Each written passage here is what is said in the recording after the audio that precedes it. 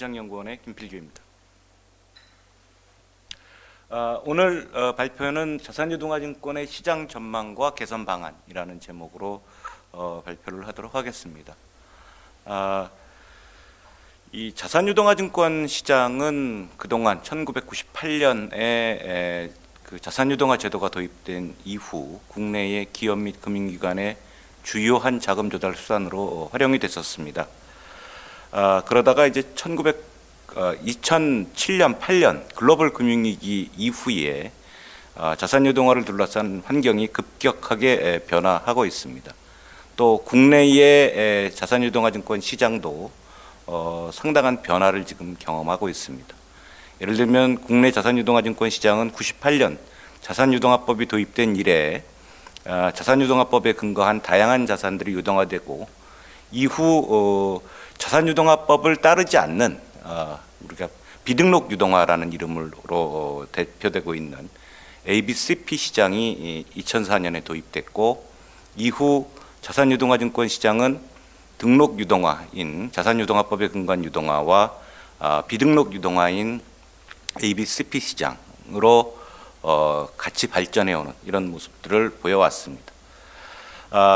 이러한 그 시장, 국내 시장의 변화와 그 다음에 대외적인 어떤 환경 변화에 따라서 국내 자산유동화 제도도 지금 개선하려는 이런 움직임들을 보이고 있습니다. 일단 주요국은 글로벌 금융위기 이후에 자산유동화증권의 공시를 강화하고 그 다음에 이해상충을 해소하기 위한 소위 5% 룰이라는 것들이 도입이 됐고 또 자산유동화를 둘러싼 자기자본 규제도 크게 변화했습니다. 국내의 경우에도 유동화 법률을 개정하고 공시제도를 개선하는 한편 자산유동화증권의 통합 정보를 구축하는 그리고 위험보유 규제를 도입하려는 이런 움직임들을 보이고 있습니다. 이러한 제도 변화의 기본적인 방향은 비등록 유동화에 대한 공시를 강화하고 시장 투명성을 제고하는 이런 방향이 되겠습니다만 이러한 규제 변화와 환경 변화가 국내 유동화 시장에는 적지 않은 영향을 미칠 것으로 예상이 되고 있습니다. 따라서 오늘 이러한 새로운 환경하에 유동화증권 시장을 좀 한번 전망해 보고자 합니다. 일단 전반적으로 코로나19 또 글로벌 금융위기 이후 국내의 자산 구성이 지금 변화하고 있습니다. 이에 따라서 자산에 기초한 증권들의 시장도 점진적으로 변화하고 있는 이런 모습을 보이고 있고요. 특히 이제 정부의 금융정책 및 기업의 성과 등에 따라서 앞으로 시장이 어떻게 변할지 하는 전망을 한번 해보도록 하겠습니다.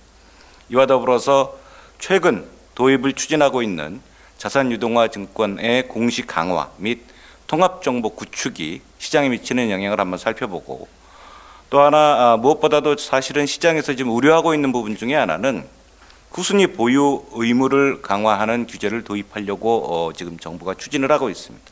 이러한 것들이 특히 시장 관계자들은 자산유동화증권의 발행 인센티브를 크게 줄이지 않을까 하는 우려도 하고 있는 상황입니다. 따라서 후순위 보유 의무를 도입한 미국과 유럽의 시장을 한번 살펴보고 국내의 경우 어떤 방식으로 제도를 도입할 것이며 이것이 어떤 영향을 미치는지 대한 내용을 한번 살펴보도록 하겠습니다.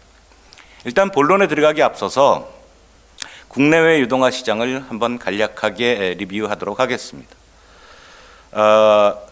여기 그래프에 보는 바와 같이 국내 자산유동화증권 시장은 연간 한 50조 내외 정도의 발행 규모를 지금 기록하고 있고 과거의 실적을 들여다봐도 다소의 부침은 존재하지만 여전히 자본시장의 주요한 자금 조달 수단으로 활용되고 있음을 보여주고 있습니다. 과거의 데이터를 한번 들여보면 국내 자산유동화증권 시장은 한 서너 개의 스테이지로 지금 변화하고 있는데요. 예를 들면 1998년 자산유동화 제도가 도입되고 한 2001년까지 자산유동화증권 시장은 주로 구조조정을 목적으로 하는 시장으로 활용이 되어 왔습니다.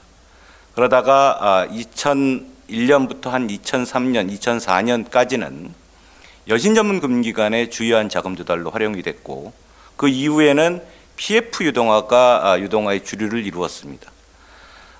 이러다가 2009년, 2008년 글로벌 금융위기가 터지고 국내 부동산 시장의 불안정성이 확대되자 전반적으로 유동화 시장은 MBS를 위주로 하는 소위 모기지를 신속하게 리퀴데이션 시키는 시장으로 활용돼서 시장 규모가 급격하게 증가하는 모습을 보여왔습니다. 올해도 비슷한 모습을 지금 보이고 있는데요. 2020년 상반기 중 이미 자산유동화증권의 발행은 주택금융공사 안심전환대출이 기초로 하는 MBS 발행의 증가로 인해서 전년보다 거의 97%, 전년 동기 대비 97% 증가한 약 43.7조 원을 기록하고 있고, 하반기에는 조금 줄어들 예상이긴 합니다만 유사 이래로 또 가장 많은 발행을 할 가능성이 굉장히 높다고 보여집니다. 이에 따라서 자산유동화증권의 잔액도 지속적으로 증가하는 모습을 보여서 약 186조 정도의 시장으로 지금 잔액이 구성되어 있다고 볼 수 있습니다. 자산별 구성 비중을 보면 이러한 자산의 변화에 따라서 시장 변동이 급격하게 변화하는 모습을 보이고 있고요. 특히 최근에는 MBS의 비중이 높아지고 공사의 비중이 높아지는 이런 특성을 보이고 있습니다. 모두에도 말씀드린 바와 같이 국내 자산유동화증권 시장은 크게 보면 규제를 받는 등록유동화, 자산유동화법에 근거한 유동화증권과 자산유동화법에 근거하지 않는 ABCP 시장, 제가 ABCP라고 표현하는 것들은 CP와 단기사채를 포함한 시장으로 이해하시면 될 것 같습니다.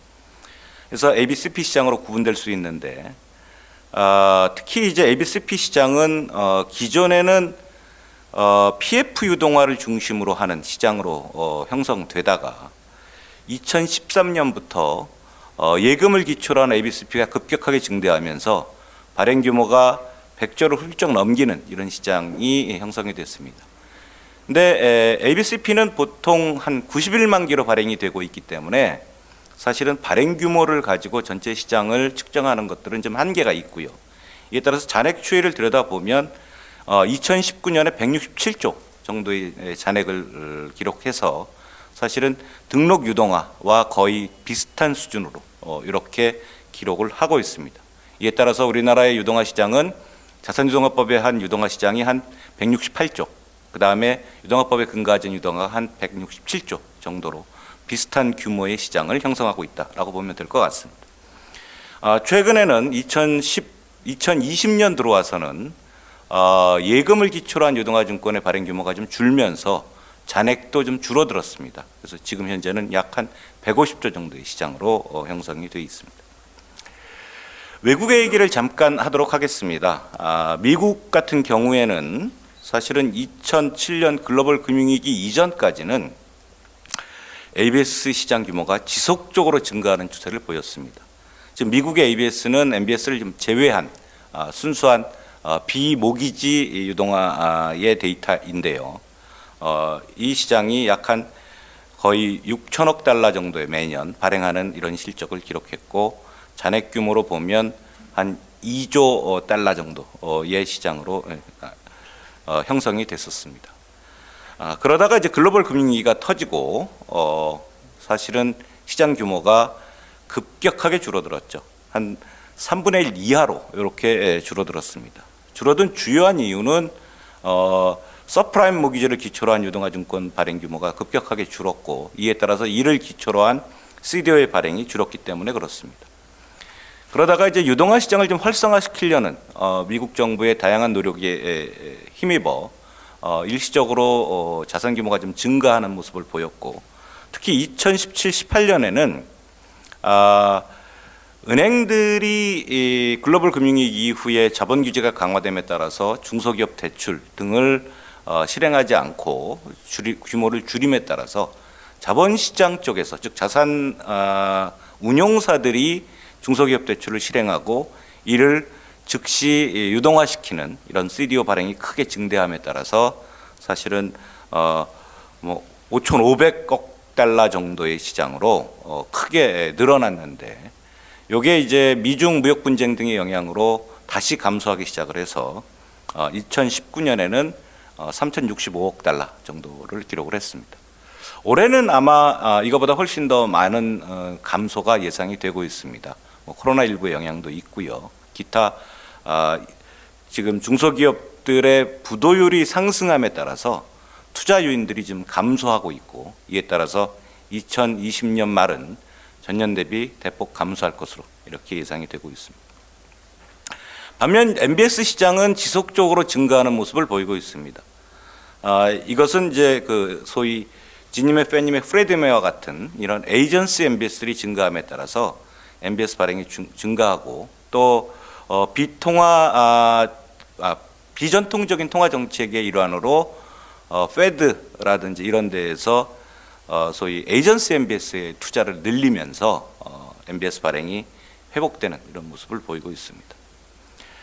이에 반해서 유럽의 유동화 시장은 사실은 장기적인 침체를 겪고 있다라고 볼 수 있습니다.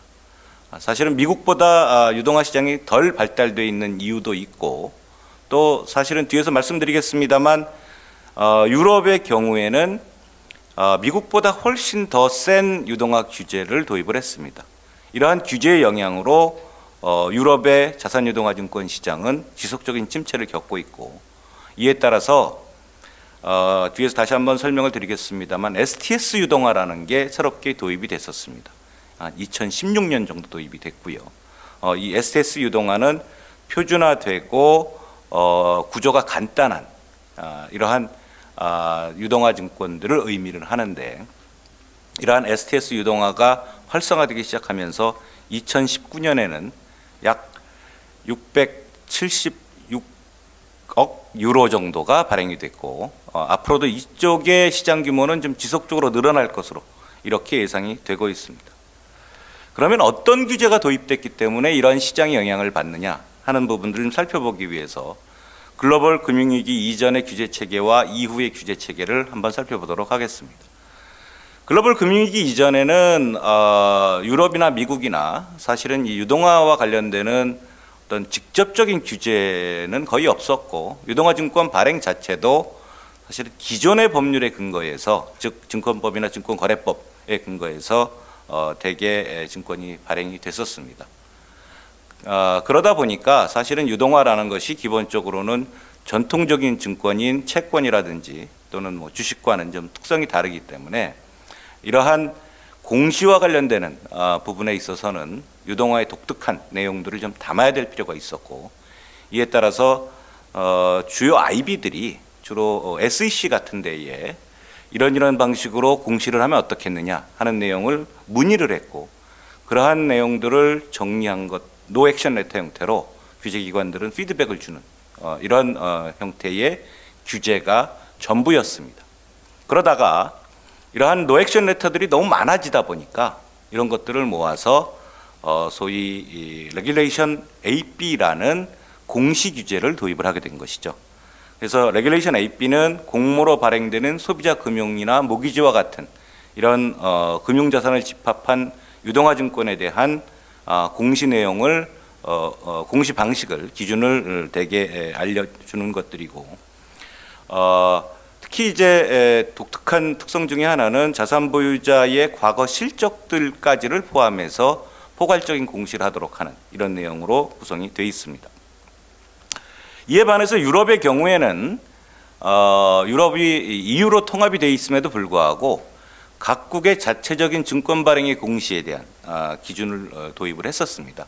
이에 따라서 유럽의 어떤 통합적인 공시 체계가 도입되어야 되지 않느냐 하는 이런 주장들이 있었는데, 글로벌 금융위기 이전까지는 사실은 그런 것들이 실제로 임플리멘트 되지는 않았다고 볼 수 있습니다.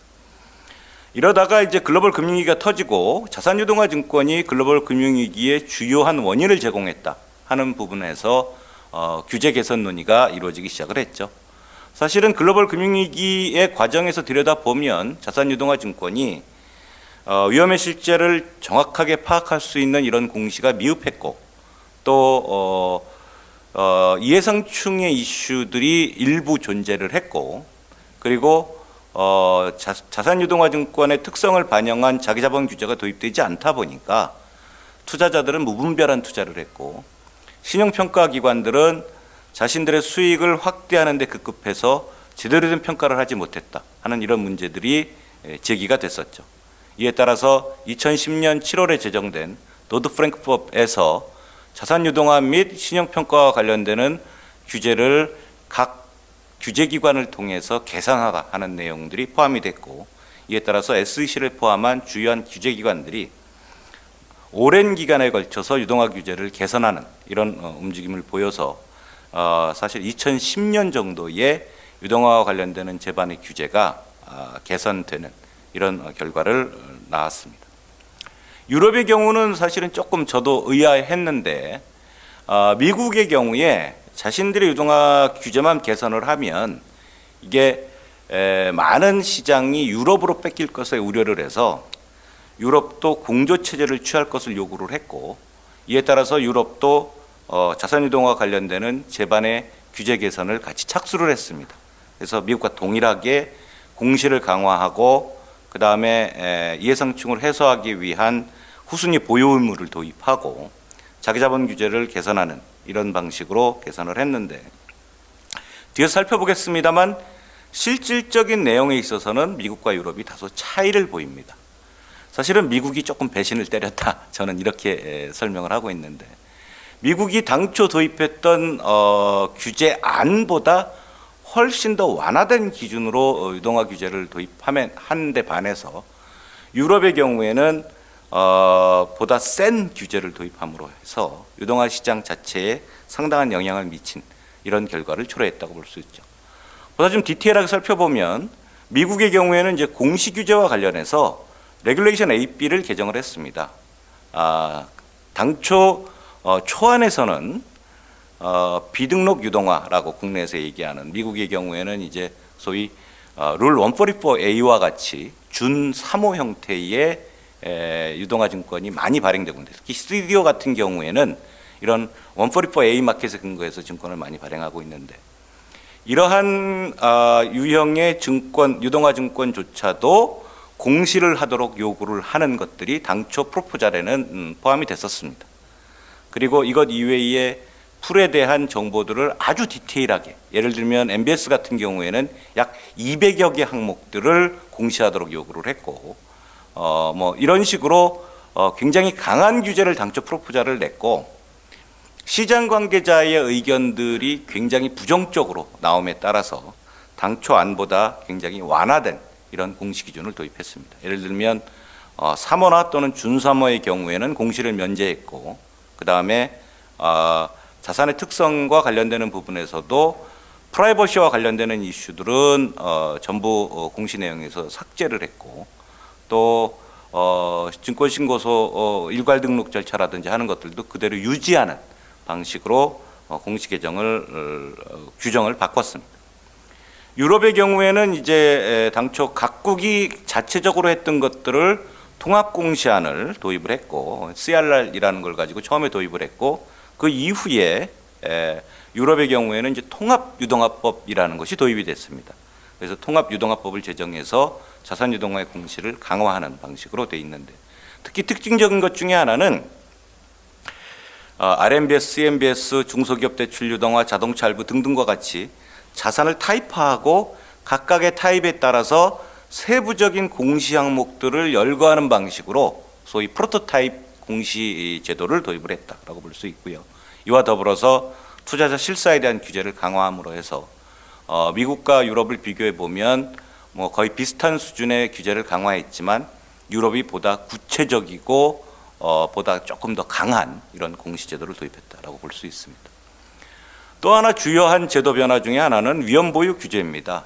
위험보유 규제라 함은 글로벌 금융위기 과정에서 자산 보유자들이 가지고 있는 자산들을 전부 유동화를 하는데, 특히 후순위조차도 시장성 있게 디스카운트를 해서 팔아버려서 후순위를 전혀 보유하지 않은 이런 문제들이 발생을 했습니다. 후순위를 보유하지 않으면 자산 관리, 자산 보유자가 이제 자산 관리를 하게 되는데, 자산 관리를 열심히 할 유인도 떨어지고 뭐 이런 문제들이 발생하게 되죠. 따라서 이러한 유인 불일치를 해소하기 위해서 소위 후순위 5% 정도는 자산 보유자가 가지고 있어라 하는 이런 규제가 도입이 된 겁니다.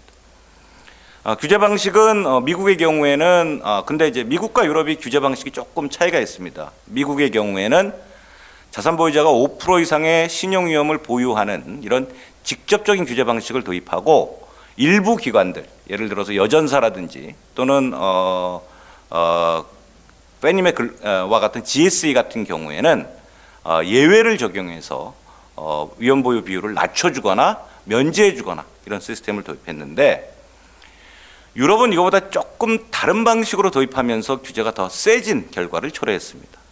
어떤 내용이냐 하면 자산 보유자가 5% 위험 보유를 확약한 경우에 한해서 주요한 투자자들, 은행이라든지 자산운용사 혹은 보험 등이 투자할 수 있도록 하는 투자 쪽에서 규제를 치기 시작을 했죠.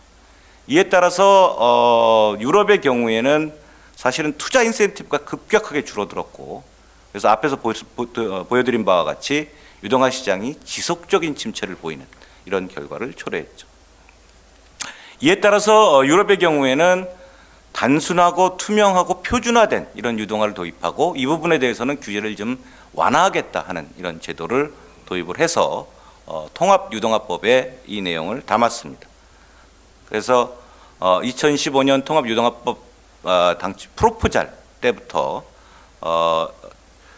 STS 유동화라는 것들의 도입을 제안을 했고, 이에 따라서 2017년 말 유럽 의회가 승인을 한 자산유동화 공통 규제안에서 STS라는 제도가 도입이 된 거죠. 그리고 이 STS는 이스마라는 데에서 승인을 받도록 하는 이런 절차를 통해서 사실은 표준화되고 단순한 유동화들은 좀 활성화시키고 복잡한 유동화는 가능한 억제하는 이런 정책들을 취하기 시작을 했죠. 이에 따라서 아까 보여드린 그래프처럼 사실은 STS 유동화가 지금 활성화되고 있긴 합니다만, 아직까지 전체 시장 규모에 비해서는 좀 미소한 이런 비중을 차지하고 있다라고 볼 수 있죠. 이런 규제 변의 영향은 자산유동화 증권의 투명성을 제고하는 이런 순기능적인 측면은 존재하지만, 규제라는 것들이 기본적으로는 다 코스트입니다. 그러다 보니까 발행 비용이 증가하고 투자가 위축되는 이런 현상을 지금 보이고 있고, 특히 위험 보유에 따르는 자산 보유자 유동화 인센티브가 감소한 것들이 시장에 주요한 영향을 미치고 있다라고 평가해 볼 수 있습니다. 우리의 경우는 지난 2020년 5월에 금융위가 자산유동화 시장을 재구축하기 위한 법률 개정을 포함한 유동화 제도의 종합 개선 방안을 발표한 바 있습니다. 주된 내용은 이제 비등록 유동화의 투명성을 제고하고, 그 다음에 자산유동화의 신용평가 품질을 개선하며 다양한 유동화 구조를 허용하기 위해서 유동화법을 개정하고, 또 유동화와 관련되는 정보 제공을 확대하는 내용들로 구성이 되어 있습니다. 일단 법률 개정은 자산유동화법에 근거한 유동화들을 좀 활성화시키는 데 주된 방점을 두고 있다라고 볼 수 있는데요. 예를 들면 자산 보유자 자격을 확대하고, 다수의 자산 보유자가 자산을 양도해서 유동화 증권을 발행하는 구조를 허용하고, 이게 멀티셀러라는 표현을 주로 쓰고 있는데, 그 다음에 자산 대상을 좀 확대하기 위해서 미래 매출 채권이나 무채 재산권 등을 에 대한 정의를 좀 재정비하고, 그 다음에 IP 유동화라고 해서 소위 지적재산권의 유동화들을 촉진하기 위해서 유권 해석을 통해서 지적재산권 유동화 법률적인 불확실성을 좀 해소하겠다 하는 것들이 주된 내용으로 도입되어 있습니다. 여기까지는 참 좋은데, 그 다음 내용이 조금 시장에서 굉장히 많은 우려를 낳게 된 부분이 바로 위험 보유 규제입니다. 그래서 글로벌리, 그러니까 위험 보유 규제는 사실은 미국, 유럽뿐만 아니라 일본과 이런 나라들조차도 다 위험 보유 규제를 도입하고, 위험 보유 규제를 도입하지 않은 나라가 이제 우리나라나 중국 정도였는데, 이에 따라서 사실은 글로벌 규제의 어떤 흐름에 따라서 위험 보유 규제를 도입하되 미국과 유럽의 부작용들을 좀 잘 우리가 관찰을 하고, 이에 근거해서 좀 보다 유연한 제도로 도입하겠다 하는 부분들로 발표가 됐습니다. 이것 이외에 이제 특히 비등록 유동화 ABCP 같은 경우에는 잔액 정도가 이제 세이브로로 지금 발표가 되고 있다 보니까 이 부분에 대한 세부적인 내용들을 좀 잘 모아서 요거를 시장에 예탁결제원에서 공시하도록 하는 이런 내용으로 통합정보 제공 시스템을 지금 도입을 추진하고 있습니다. 그래서 이미 TF가 구성돼서 기본적인 통합정보의 내용들은 어느 정도 완결이 됐고 다양한 참여자들, 예를 들어서 금감원이라든지 또는 신용평가기관들 그리고 예탁원 등을 포함한 다양한 참여기관들 또 주관사들을 중심으로 해서 유동화와 관련된 정보를 모아서 시장에 공시하는 이런 내용들로 지금 단일 플랫폼을 좀 구축하는 이런 과정에 있습니다. 이러한 제도 개선은 시장에 양면적인 효과들을 발휘할 것으로 보여집니다. 일단 긍정적인 측면은 시장 투명성을 좀 제고하고 자산유동화증권에 대한 투자자들의 신뢰를 높이는 효과들은 제고할 수 있다고 보여집니다. 다만 비등록 유동화에 대한 규제를 강화하고 그 다음에 위험보유 규제가 도입됨에 따라서 발행자 인센티브가 좀 줄어들 위험들은 존재한다고 보여집니다. 따라서 보다 좀 탄력적인 접근 방법이 필요하지 않을까 생각이 됩니다. 특히 이제 정보의 투명성을 제공하고 하는 부분들에서 보다 좀 효율적인 정보를 어떻게 구축할 것이냐 하는 것들이 중요하고요. 두 번째로는 위험보유 규제에 있어서 자산보유자 부담을 좀 최소화시키기 위해서 미국과 같이 좀 성근 그물을 치고 예외 규정들을 좀 둘 필요가 있다라고 생각이 됩니다. 그 다음에 두 번째는 사실은 자산 구조가 변화하기 때문에 유동화 시장의 유동화 시장도 이제 많이 변화할 것으로 보여지는데요. 특히 이제 국내의 경우에는 MBS를 위주로 하는 시장이 지금 고착화되어 있는 이런 상황들입니다. 따라서 멀티셀러 ABCP나 다양한 기업 매출 채권 또는 SOC 등등에 대한 투자한 자산들을 기초로 유동화 증권을 발행하려는 노력들이 필요하다라고 보여집니다. 특히 또 하나 주목할 만한 점은 자산 보유자 자격으로 지금 정부 즉 중앙정부와 지방자치단체가 포함되어 있어서 이런 기관들이 추진하고 있는 SOC를 기초로 한 유동화 같은 것들도 우리가 고민을 해볼 필요가 있다고 보여지고요. 이것 이외에 또는 지적재산권의 유동화 같은 것들도 새로 개발할 필요가 있다고 보여집니다. 또 다른 측면은 이제 자산 보유자가 확대됨에 따라서 특히 기업 부분의 유동화들이 활성화될 것으로 보여지고요. 이에 따라서 IB라든지 또는 기업 부문과 협의를 해서 새로운 자산들을 발굴하고 이를 기초로 유동화 증권을 재활력을 부여할 필요가 있다고 보여집니다. 마지막으로 우리가 지금 고민해야 될 이슈 중에 하나는 사실은 1998년 유동화 제도가 도입된 주된 목적이 기업 구조조정을 목적으로 하는 유동화였습니다.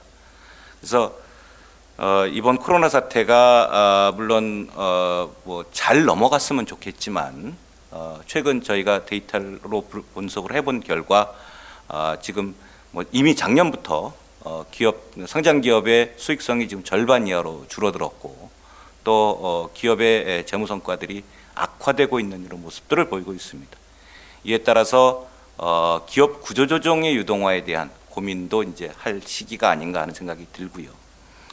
특히 이제 이런 기업 구조조정 수요에 대비해서 여러 가지 다양한 준비들이 좀 필요하다고 보여집니다. 이상 제 발표를 마치도록 하겠습니다. 감사합니다.